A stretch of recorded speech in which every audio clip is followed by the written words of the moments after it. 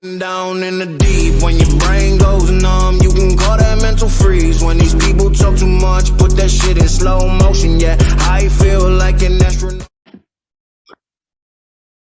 Bonjour à tous, j'espère que vous allez bien. On se retrouve aujourd'hui pour une vidéo sur le canal Telegram. J'ai demandé la crypto qui vous intéressait tous, voilà, le plus en priorité. Et vous êtes largement pour la majorité d'ailleurs, vous avez donné l'ETH, donc Ethereum. Alors exactement, vous êtes voilà, 45% qui l'ont donné. Alors, donc, on va partir sur une analyse assez basique. Donc déjà, on va prendre une unité de temps assez longue. On va prendre le journalier actuellement. Donc, si on faisait un petit peu la météo de la veille, c'est-à-dire qu'on regardait ce qu'on avait manqué, regarder ce qui s'était passé, bon, on peut voir effectivement que le niveau ici, le plat SSB, nous avait clairement donné un premier projet ici, un deuxième, un troisième, un quatrième. Sur le quatrième, alors, en journalier, toujours également journalier, on a une configuration ici une configuration de retournement. Hop. Ici, voilà. Donc, on a eu une étoile du matin. Donc, pareil, j'ai fait une vidéo dans laquelle vous allez retrouver effectivement les figures de retournement avec les chandeliers japonais. Donc là, c'est quelque chose d'assez important. D'ailleurs, on peut constater qu'on retrouve également encore la Morningstar ici. Voilà. On la retrouve ici. Donc là, on voit bien que c'est les deux mêmes structures. Une, deux, et derrière, voilà. Que ça a fini vraiment par monter. On est allé chercher donc le premier objectif ici. Donc, sur TH, alors ce genre de configuration-là, si vous avez pris la clôture ici, ça vous permettait d'aller chercher, voilà, plus 52%. Voilà, plus 52% sur un investissement spot. Donc, c'est quand même quelque chose qui est toujours extrêmement intéressant. Surtout que si vous cherchez du coup à faire du placement et de la gestion de votre patrimoine, il ne faut pas oublier que vous avez fait 50%, c'est déjà énorme, hein, c'est déjà des grosses statistiques au niveau des pourcentages de performance. Alors, donc ETH, pour l'instant, on voit effectivement que les plus hauts, on s'en rapproche, hein, voilà, c'est au niveau des 4000, les 4000 à 4250, exactement, le plus haut, on était allé chercher les 4375. Voilà, donc là, on a atteint les 3233. Le but, c'est effectivement d'aller rechercher les 3005, ensuite les 4000, etc. Alors, attention, on voit bien qu'on est en configuration de V-bottom. Donc, si on pouvait avoir une chute, on pourrait très bien s'attendre à justement qu'il aille chercher ces petits plats SSB qui sont par ici, qui correspond à la neckline ici, donc la ligne de coup du V-bottom. Mais ça, c'est si seulement on a effectivement ici ce qu'on appellerait une loi de 8 par rapport à Shimoku, c'est-à-dire effectivement les 80% de chances de revenir tester à nouveau le Kumo. Alors du coup, c'est à savoir quand les prix traversent comme ça le nuage, généralement, ils reviennent le tester à 80% du temps. Voilà. Et c'est pour ça que du coup, ici, si jamais on avait cette loi de 8, comme j'aime l'appeler, qui va s'effectuer, on irait probablement chercher ici, vous voyez, là, ici, en fait, on a une ligne de coup. Elle va d'ailleurs être très matérialisée exactement par les plats SSB. Donc, voilà, tous ceux qui seront ici, voilà, comme ça. Et donc, on attendrait probablement un retest de ces zones-là pour pouvoir reprendre une entrée acheteuse en force. Alors ça, c'est un plan seulement, uniquement si on a bel et bien un retest des différents niveaux qui se fait. Pour l'instant, on n'a rien qui le valide. Pour l'instant, on est toujours dans la phase on monte. Voilà, on attend de voir. On n'a toujours pas, alors on n'a pas de break journalier là actuellement. Alors un break journalier, il faudrait qu'on ait une clôture de la bougie, une bougie qui clôture sous le plus bas de la veille. Alors si on va en H4, on voit qu'on a bien réagi d'ailleurs sur ce niveau SSB. On est reparti dessus. D'accord. En weekly, on est toujours haussier. Voilà, en weekly, on est parti d'ailleurs chercher. Si on traçait niveau de Fibo, voilà, comme ça on va connaître à peu près les niveaux clés qui peuvent nous embêter. Alors, hop. Alors, je vais repasser juste en journalier pour ajuster le trait.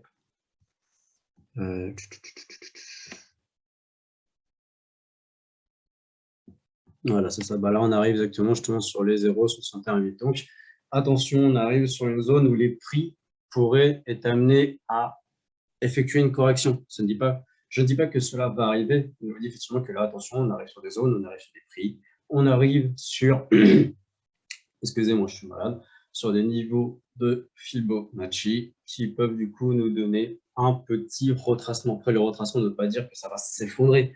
Le retracement nous annonce que effectivement, les gens pourraient commencer à prendre leurs bénéfices, surtout si on commence à bloquer et tout, ça pourrait inquiéter les investisseurs. Alors, pareil, voilà, ça ne veut pas dire que c'est exactement ce qui est que l'Ethereum va chuter, c'est-à-dire attention, voilà, faites attention à vos mises. Effectivement, moi personnellement, là, je voudrais rentrer en achat dessus, j'attendrai que cette zone soit franchie ou qu'il y ait un signal beaucoup plus puissant de cassure, que ce soit par exemple un break journalier ou quelque chose comme ça. Alors, bah, allez, alors je retourne en 4 heures du coup pour voir effectivement que ça galère dessus. Hop. Alors, en 1 heure, ça se bat.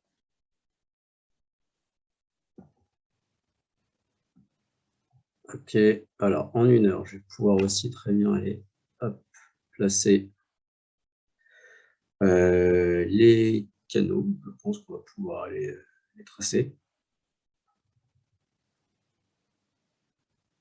Hop. Alors là, c'est les différents autres cryptos que j'ai mis. Voilà, PTH. Alors, je vais chercher du coup, hop, canaux, c'est canaux parallèles.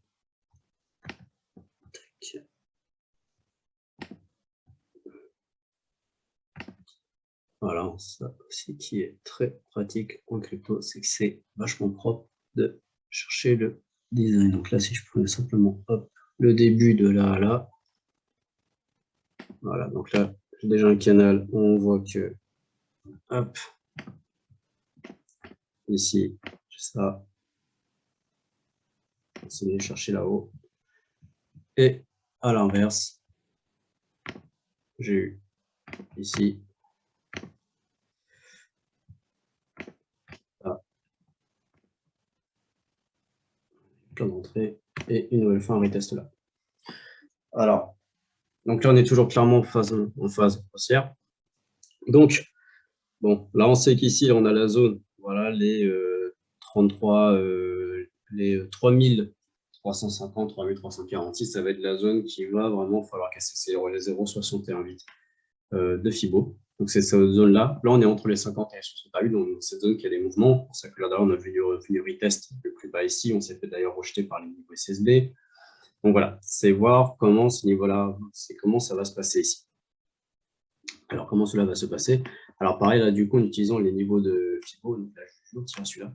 Alors, si on veut utiliser les extensions Fibo, par exemple, on va prendre la tendance corrective de là, la tendance baissière. Hop, je vais la tracer comme ça. Voilà. Ici, on a donc les différents objectifs.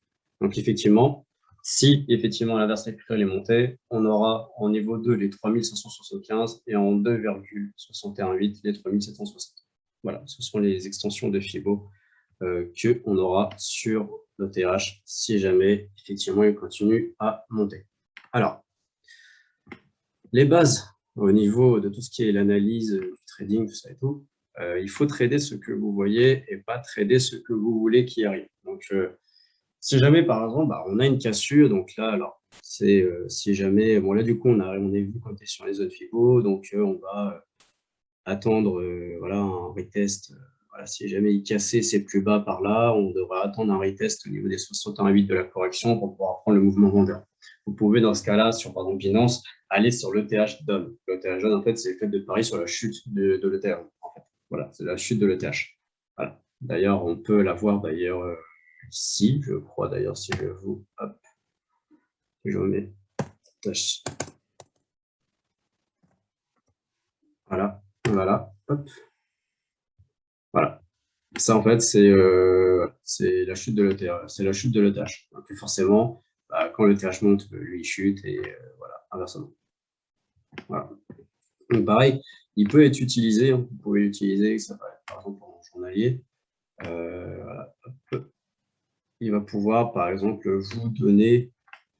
Bah, c'est un peu comme tous les actifs avec des corrélations. C'est-à-dire quand il y en a un qui va arriver en phase d'achat et l'autre en phase de vente, vous avez un signal. Ça vous donne en fait déjà un très gros… Alors, un signal ne veut pas forcément dire que vous avez un trade à prendre, mais c'est un signal vous disant « Ah, là, j'ai une configuration qui sera plutôt vendeuse ou plutôt acheteuse qui va arriver. » Donc, voilà, il faut utiliser de façon intelligente tout ce que le trading peut vous donner comme information. Donc, à voir effectivement ce qui va se passer. On voit qu'on est en 1 heure. Bah, on avait tracé du coup le canal. Hop, on l'avait tracé.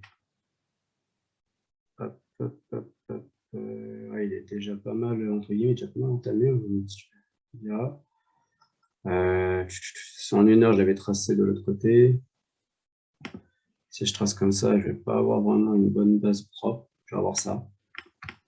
Alors, du coup, là, simplement, pareil, hein, j'ai fait du traçage vraiment basique. Hein, je rejoins là. Je rejoins là.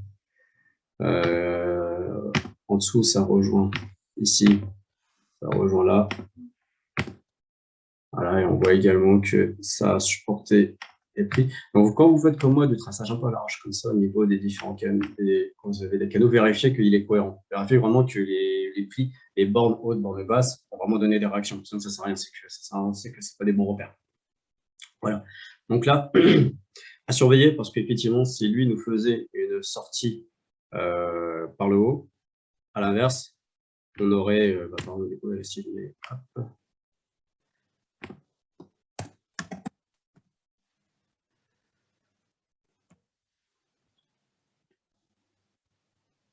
Ah, d'accord, ça ne va pas du tout mis celui que j'avais. Parce que là, du coup, si à l'inverse, on aura une cassure par le haut et qu'après, il fait son pullback pour revenir chercher la hausse, à l'inverse, nous, sur l'ETH, on aurait donc un signal vendeur.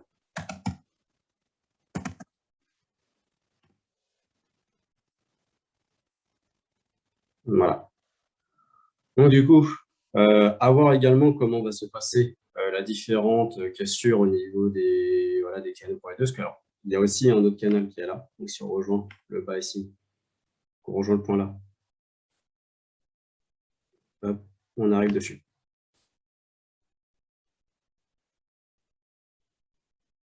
Et après, il y a différents points à relier. On peut par exemple prendre le plus haut ici. Voilà, il y a différents points à faire. Il y aura plusieurs niveaux à tracer. Alors, ça serait de faire cela. Donc, voilà. À voir comment on va sortir du canal qui est dans ce canal. Voilà. Donc, pour le TH, là, c'est vraiment de l'analyse basique. On n'a pas encore mis tous les indicateurs, ce qui va être après les recherches au niveau des divergences. Parce que là, alors là, est-ce que j'ai une divergence Alors, hop, là, si je trace ici, effectivement, je trace, voilà, je rejoins les plus hauts, ça fait ça, sur les mèches. Alors que sur le RSI, on a bien, du coup, effectivement, une petite divergence qui arrive en 1 heure. Voilà. Il y a bien une petite divergence. Alors, à voir, du coup, si en 4 heures, on va retrouver ce genre de signal. Bon, 4 heures, là, ouais. En journalier. Voilà, en journalier, de toute façon, on est sur achat un peu partout. Voilà, donc pour le TH, à surveiller son comportement au niveau du canal. On va voir comment ça va se passer. Pour l'instant, il est soutenu, il est toujours en phase haussière. Donc, tant qu'on n'a pas une cassure, une invalidation de la phase haussière, on n'oublie pas qu'on reste haussier. Pareil, à surveiller effectivement le TH down, car le TH down qui peut du coup sortir de son triangle, et dans ce cas-là, ça peut, voilà, ceux qui vont sur le TH down, ils vont liquider ce qu'ils ont en ETH pour les passer en USDT, pour du coup rentrer sur le TH down. Enfin, voilà, après tout ça, pareil. Là, pour l'instant, à proprement dit, il n'y a pas de plan de trading qui a été donné. On n'a pas une entrée, un plan, une précision exacte. Ça, il faudra vraiment attendre. Alors, personnellement, je la donne sûrement dans mon canal. Effectivement, si à l'entrée, je la donnerai, que ça soit rentré en vente ou en achat. Mais pour l'instant, je n'ai rien à donner. Ce n'est simplement vraiment que de la pure analyse. Et pareil, cela ne garantit absolument pas du tout que tout ce que je vais raconter va se passer. Voilà, ça c'est ma façon à moi de travailler. Donc là, vous étiez beaucoup à m'avoir demandé au niveau de l'ETH. Voilà mon travail un petit peu dessus. Voilà ce que je vais chercher, ce que je vais regarder, ce que je vais surveiller. Et c'est suite à ça après que je vais pouvoir me baser, me faire un plan. Voilà.